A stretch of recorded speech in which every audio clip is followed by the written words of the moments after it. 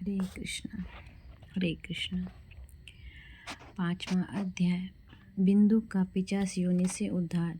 सूत जी बोले, सौनक, एक दिन चंचुला आनंद में मग्न उमा देवी के पास गई और दोनों हाथ जोड़कर उनकी स्तुति करने लगी। चंचुला बोली, हे गिरिराज नंदिनी स्कंद माता उमा, आप सभी मनुष्यों एवं देवताओं द्वारा पूज्य तथा समस्त सुखों को देने वाली हैं। आप शंभु प्रिया हैं, आप ही सगुना और निर्गुणा हैं। हे सच्चिदानंद स्वरूपिणी, आप ही प्रकृति के पोषक हैं। हे माता, आप ही संसार की सृष्टि, पालन और संहार करने वाली हैं। आप ही ब्रह्मा, विष्णु और महेश को उत्तम प्रतिष्ठा देने वाली परम शक्ति हैं। सूत जी कहते हैं, सौनक, सद्गति प्राप्त चंचुला इस प्रकार देवी की स्तुति कर शांत हो गई। उसकी आंखों में प्रेम के आंसू उमड़ आए। तब शंकर प्रिया भक्त वत्सला उमा देवी ने बड़े प्रेम से चंचुला को चुप कराते हुए कहा, सखी चंचुला, मैं तुम्हारी स्तुति से प्रसन्न हूँ, बोलो क्या वर मांगती हो।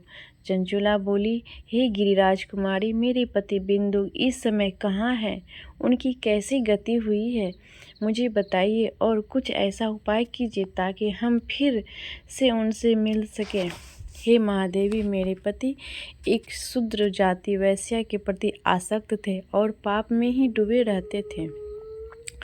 गिरिजा बोली, बेटी, तुम्हारा पति बिंदु बड़ा पापी था, उसका अंत बड़ा भयानक हुआ है। वैश्या का उपभोग करने के कारण वह मूर्ख नरक में अनेक वर्षों तक अनेक प्रकार के दुख भोग कर अब शेष पाप को भोगने के लिए विंध्य पर्वत पर पिशाच की योनि में रह रहा है। वह दुष्ट वहीं वायु पीकर रहता है और सब प्रकार के कष्ट सहता है। सूत जी कहते हैं, सौनक, गौरी देवी की यह बात सुनकर चंचुला अत्यंत दुखी हो गई। फिर मन को किसी तरह स्थिर करते हुए दुखी हृदय से माँ गौरी से उसने एक बार फिर पूछा, हे महादेवी, मुझ पर कृपा कीजिए और मेरे पापी पति का अब उद्धार कीजिए। कृपा करके मुझे यह बताइए जिससे मेरे पति को उत्तम गति प्राप्त हो सके। गौरी देवी ने कहा, यदि तुम्हारा पति बिंदु शिव पुराण की पुण्यमयी उत्तम कथा सुने तो वह इस दुर्गति को पार करके उत्तम गति का भागी हो सकता है। अमृत के समान मधुर गौरी देवी का यह वचन सुनकर चंचुला ने दोनों हाथ जोड़कर मस्तक झुकाकर उन्हें बारंबार प्रणाम किया तथा प्रार्थना की कि मेरे पति को शिव पुराण सुनाने की व्यवस्था कीजिए। ब्राह्मण पत्नी चंचुला की बार बार प्रार्थना करने पर शिव प्रिया गौरी देवी ने भगवान शिव की महिमा का गान करने वाले गंधर्वराज तुम्बरों को बुलाकर कहा, तुम्बरो, तुम्हारी भगवान शिव में प्रीति है। तुम मेरे मन की सभी बातें जानकर मेरे कार्य को सिद्ध करते हुए तुम मेरी इस सखी के साथ विंध्य पर जाओ। वहाँ एक महाघोर और भयंकर पिशाच रहता है। पूर्व जन्म में वह पिशाच बिंदु नामक ब्राह्मण मेरी इस सखी चंचुला का पति था। वह वैश्यागामी हो गया।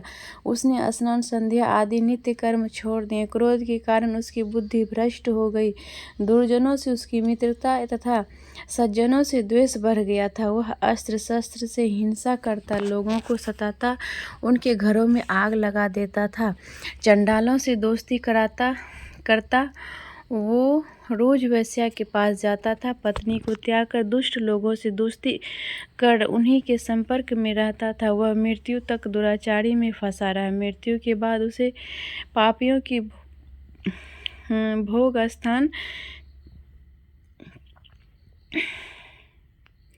यमपुर ले जाया गया। वहाँ घोर नरकों को सहकर इस समय वह विंध्य पर्वत पर पिशाच बनकर रह रहा है और पापों का फल भोग रहा है। तुम उसके सामने परम पुण्यमयी पापों का नाश करने वाले शिव पुराण की दिव्य कथा का प्रवचन करो।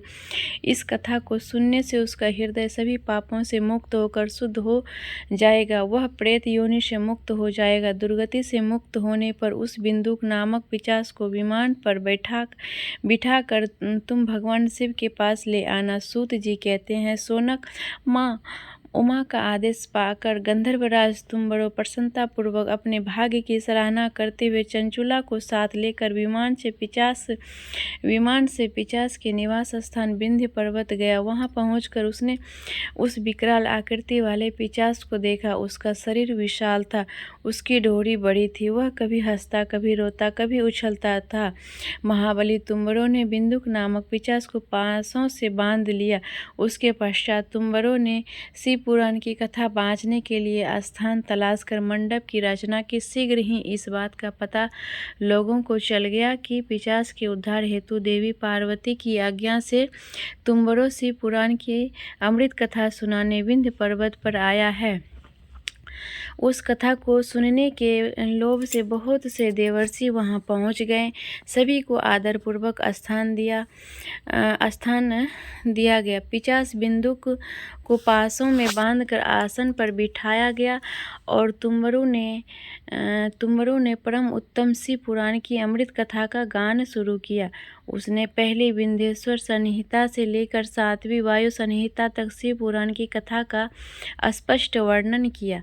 7 संहिताओं सहित शिव पुराण को सुनकर सभी श्रोता कृतार्थ हो गए।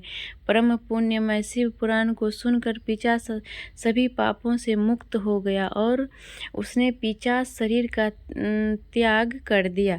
शीघ्र ही उसका रूप दिव्य हो गया। उसका शरीर गौरवर्ण का हो गया। शरीर पर श्वेत वस्त्र तथा पुरुषों के आभूषण आ गए। इस प्रकार दिव्य देहधारी होकर बिंदुक अपनी पत्नी चंचुला के साथ स्वयं भी भगवान शिव का गुणगान करने लगा। उसे इस दिव्य रूप में देखकर सभी को बहुत आश्चर्य हुआ। उसका मन परम आनंद से परिपूर्ण हो गया। सभी भगवान महेश्वर के अद्भुत चरित्र को सुनकर कृतार्थ हो उनका यशोगान करते हुए अपने अपने धाम को चले गए। बिंदुक अपनी पत्नी चंचुला के साथ विमान में बैठकर शिवपुरी की ओर चल दिया। महेश्वर के गुणों का गान करता हुआ बिंदुक अपनी पत्नी चंचुला व तुम्बरों के साथ शीघ्र ही शिव धाम पहुँच गया। भगवान शिव व देवी पार्वती ने उसे अपना पार्षद बना लिया। दोनों पति पत्नी सुखपूर्वक भगवान महेश्वर एवं देवी गौरी के श्री चरणों में अविचल निवास पाकर धन्य हो गए। हरि बोल। हर हर महादेव।